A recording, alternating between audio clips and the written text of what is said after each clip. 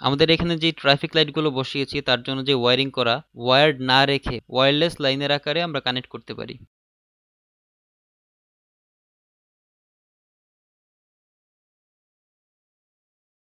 এর জন্য আমাদের টার্মিনাল মোডে যেতে হবে, সেখান থেকে আমরা ডিফল্ট সিলেক্ট করব। ডিফল্টের যে পিন, সেই পিনগুলো আমরা অর্ডিনোর পিন বরাবর বসাবো এবং পিনগুলোর সাথে কানেক্ট করব।